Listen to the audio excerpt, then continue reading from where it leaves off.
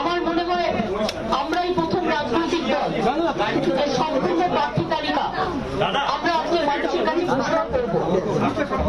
তার আগে আমি একটা কথা বলি, আমি জানি জায়গা ছোট হওয়ার জন্য আপনাদের একটু কষ্ট হচ্ছে, একটু মুখ বুঝে 10 মিনিট আমাকে সময় দেবে, আমার কয়েকটা কথা বলার আছে।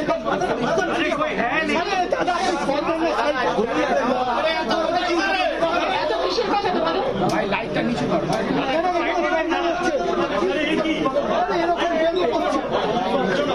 যদি কেউ কোনো পার্টির সমর্থক থাকো থাকতেই পারো, বাট এখানে গোলমাল করার জন্য তারা দয়া করে আসবে না, সহযোগিতা করো। আমি তোমাদের খুবই সহযোগিতা করবো।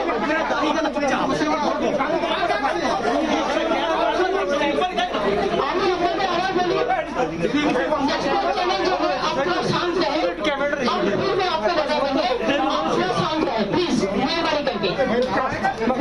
আমি আপনাদের যেটা বলছি যে আমাদের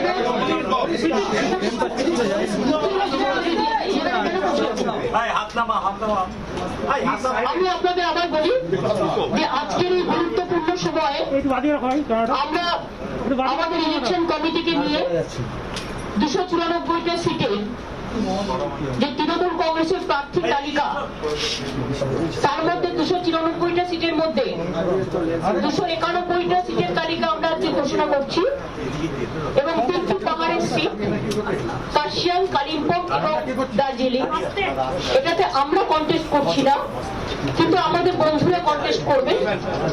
জনগণ যাদের জেতাবেন তারা আমাদের সাথেই কাজ করবেন এবং সেই 3টি সিট এই হিসেবে আপনারা আমাদের সাথে ধরে নিতে পারবেন এবং তারা কিন্তু অন্যান্য জায়গায় আমাদের সমর্থন করছেন। বংশীবদনরাও আমাদের সমর্থন করে পাঠিয়েছেন চিঠি, রাজবংশীবদন, ওদিকে অতুল রায়রাও কামতাপুরী তারাও আমাদের সমর্থন করে পাঠিয়েছেন চিঠি। এরকম অনেকেই সমর্থন করে আজকে হেমন্ত সোরেনজিও আমি মিটিং এ আসার আগে ফোন করেছিলেন, পূর্ণ সমর্থন জানিয়েছেন। আমি প্রথমেই আপনাদের বলি, আমরা যে সিটটা যে আসনগুলো এটা আমি দেবার পর আপনারা প্রত্যেকে কম পাবেন। তার আগে বলি এই 291টা সিটের মধ্যে 3টে তো পাহাড়ে, আমরা মহিলা দিয়েছি 50 জন, আমরা মুসলিম দিয়েছি 42 জন, আমরা শিডিউল কাস্টের অ্যাকচুয়াল রিজার্ভ সিট 68 জন, কিন্তু আমরা দিয়েছি 79 জন এবং শিডিউল ট্রাইব 16টা সিট, কিন্তু আমরা দিয়েছি 17 জন।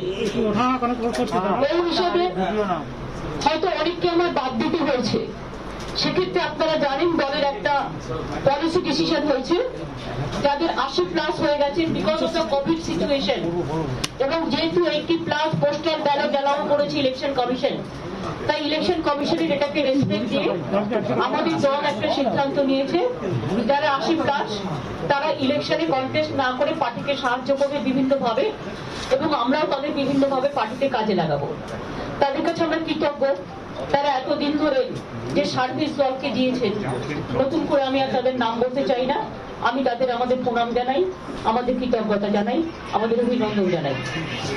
দ্বিতীয়ত হচ্ছে যে কাউকে কাউকে আমরা সিট দিতে পারিনি, কারণ অনেক কিছু নির্ভর করে তো সিট দেওয়ার ক্ষেত্রে, অনেকে বাদ যান, অনেকে নতুন আসেন, পুরাতন নতুনের সংযোজন, পুরাতন নতুনের মিলিত হওয়ার একটা জায়গা থাকে।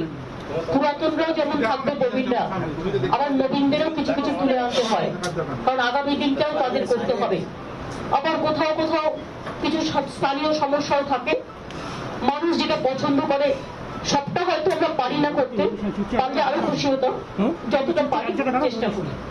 সেই জন্য কিছু আমার খুব পরিচিত, আমার সাথে কাজ করা দীর্ঘদিন ধরে কিছু লোককে আমাদের বাদ দিতে হয়েছে, কিন্তু আমরা ঠিক করেছি এবার আমরা বিধান পরিষদ তৈরি করব এবং বিধান পরিষদে আমরা যাদের বাদ পড়বে তাদের আমরা নিয়ে আসব।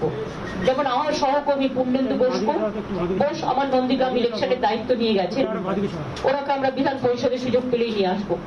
যেমন অমিত মিত্র অসুস্থ স্বাস্থ্যের কারণে তিনি এই মুহূর্তে কন্টেস্ট করতে পারছেন না, বাট পরে আমরা নিশ্চয়ই চেষ্টা করব তিনি আমাদের সাথে আসবেন। মনীশ গুপ্ত, এই ধরনের ধরুন অনেক নাম আছে, যেমন মাস্টারমশাই সিঙ্গুরের, ওনারও প্রায় 89 ইয়ার্স হয়ে গেছে। যাই হোক, এরকম টাইপের অনেকে আছে, যেমন বোঝো মজুমদার, খুবই ভালো, আমাদের সবসময় সহযোগিতা করেছেন। এরকম জটুদা থেকে শুরু করে অনেক নাম আছে, যেমন আমাদের সোনালি আছেন, সোনালির শরীরটা একটু খারাপ, সুগারটা একটু হাই হয়েছে। এইরকম কিছু আছে অনেকেই, যাদের আমি অত দিতে পারিনি। বুয়া আছে, এরকম অসীম মাঝি আছে, অমল আচার্য আছে, এরকম কয়েকজন আছে অনেকেই, তো তাদের আমি দিতে পারিনি। বাট আমরা বিধান পরিষদে চেষ্টা করব তাদের নীতিগতভাবে নিয়ে আসতে, এবং দলে যদি তারা থেকে দলের কাজ করে ভালো করে করেছেন এতদিন, তাদের আমরা আমাদের নানা রকম কাজে লাগাবো। তিন হচ্ছে, আমি নন্দীগ্রামেই লড়ছি। আমি যখন কথা দিই কথা রাখি। আমি যাদবপুর থেকে জীবন শুরু করেছিলাম, যাদবপুরেও আমি দাঁড়িয়ে ছিলাম, এবং যখন কেউ সেখান থেকে দাঁড়াতে চায়নি, তারপরে আমি হাজরায় আমায় মারা হয়, আমি সারা শরীরে চোট নিয়ে কন্টেস্ট করি। তখন কন্টেস্ট করার মতো পরিস্থিতি ছিল না, তা সত্ত্বেও আমি দক্ষিণ কলকাতায় কন্টেস্ট করেছিলাম। তারপরে আমি ভবানীপুরে আমি 7 বার কন্টেস্ট করেছি, 8 বার ইলেকশনে, 7 বার জিতেছি, যেটা হচ্ছে পার্লামেন্ট ইলেকশনে, আর 2 বার আমি এমএলএ ইলেকশনে কন্টেস্ট করেছি এবং জিতেছি। ভবানীপুরে আমি 2 বার জিতেছি, আবার প্রয়োজন হলে আবার দাঁড়াবো পরে। কিন্তু এবারে আমি ভবানীপুরটা আমার সহকর্মী শোভনদেব চট্টোপাধ্যায়, তার বাড়ি এখানে, তিনি বক্সিং ক্লাব থেকে শুরু করে এ পাড়ায় মানুষ হয়েছেন, আর ভবানীপুরটা পুরো নিজে আমি রোজ করি। আমি এখানে এমএলএ ইলেকশনে দাঁড়ালাম কি না দাঁড়ালাম বড় কথা নয়, ভবানীপুরটা রোজই আমার হাতের মুঠোয় থাকে, এবং আমি ক্লাব থেকে শুরু করে পুজো কমিটি থেকে শুরু করে সবটাই করি। আমি নন্দীগ্রাম থেকেই দাঁড়াবো, এবং রাসবিহারী আমরা সেক্ষেত্রে দেবাশিস কুমারকে একজন নতুনকে নিয়ে আসছি।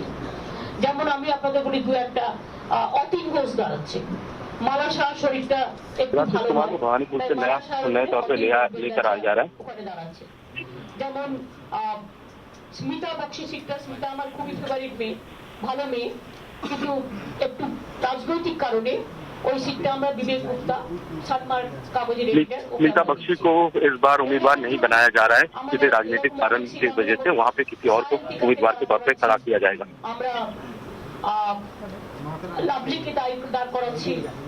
লাভলি সম্ভবত সোনারপুর দক্ষিণ, জীবন মুখার্জি দাঁড়াচ্ছেন না। আমরা নির্মল মন্ডলকেও টিকিট দিতে পারিনি, অন্যান্য निर्मल मंडल को भी टिकट नहीं दे पाए। কাঞ্চন মল্লিক দাঁড়াবে উত্তরপাড়া সিটে, সায়ন্তিকা कांचन मल्लिक उत्तरपाड़ा से खड़े होंगे।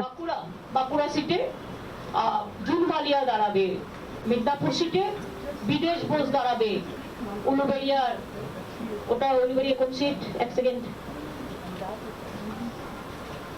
বিদেশ বোস পুষ্কর দাঁড়াচ্ছে আর কি এসব। আচ্ছা, মনোজ তিওয়ারি, ওকে আমরা দাঁড় করাচ্ছি শিবপুরে, আর রাজ চক্রবর্তী দাঁড়াচ্ছে ব্যারাকপুরে। সুতরাং এই ধরনের কিছু সিট তো আপনাদের আমি বলেই দিলাম। ডক্টর করিম দাঁড়াচ্ছে ভাঙড়ে, সিদ্দিকুল্লাহ দাঁড়াচ্ছে মন্তেশ্বরে, ইদ্রিস আলীকে নিয়ে যাওয়া হচ্ছে মুর্শিদাবাদের দিকে,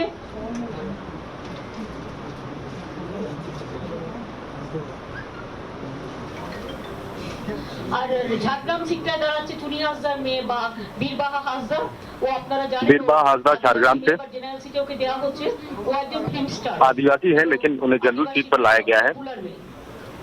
इससे पहले कांचन मल्लिक जो काफी लोकप्रिय अभिनेता है उन्हें भी सीट दिया गया है। मनोज तिवारी को शिवपुर से दिया गया है, क्रिकेटर।